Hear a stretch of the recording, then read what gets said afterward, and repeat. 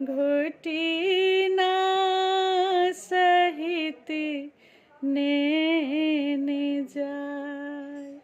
आर कतेक निश्चिंत सा अहाँ सुतल छियौ भोले दानी, सुतल छियौ भोले दानी।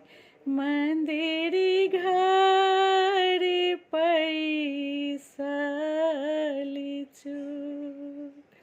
आर तखन चोरलकै चोरबा बसिहा बरदिया राम, बसिहा बरदिया।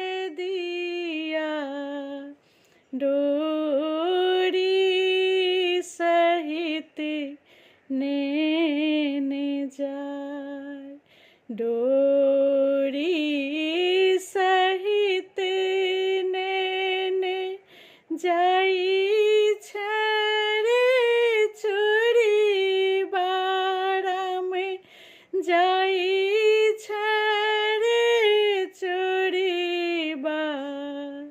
डोरी सहित नेन जाय।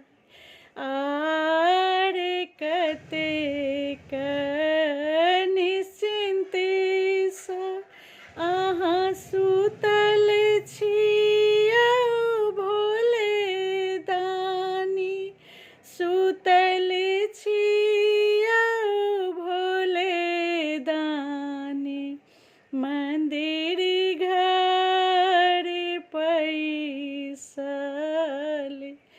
चोरी, मंदिर घर पैसल चोर।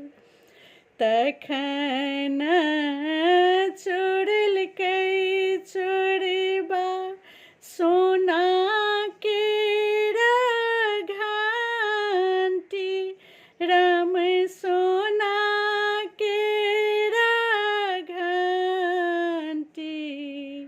त्रिशूल सहित नेन जाय, त्रिशूल सहित नेन जाई रे चोरबा राम, जाई रे चोरबा।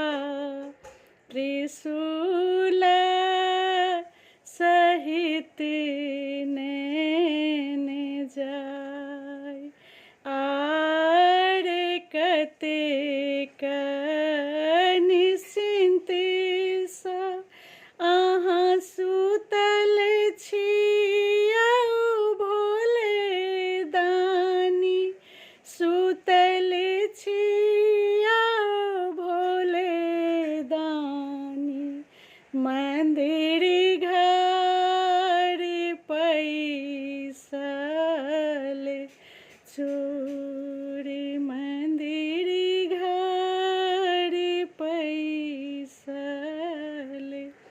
चोर। जय मिथिला, जय मैथिली। नीक लागत तऽ कमेंट, लाइक, शेयर, फॉलो जरूर कऽ लेब।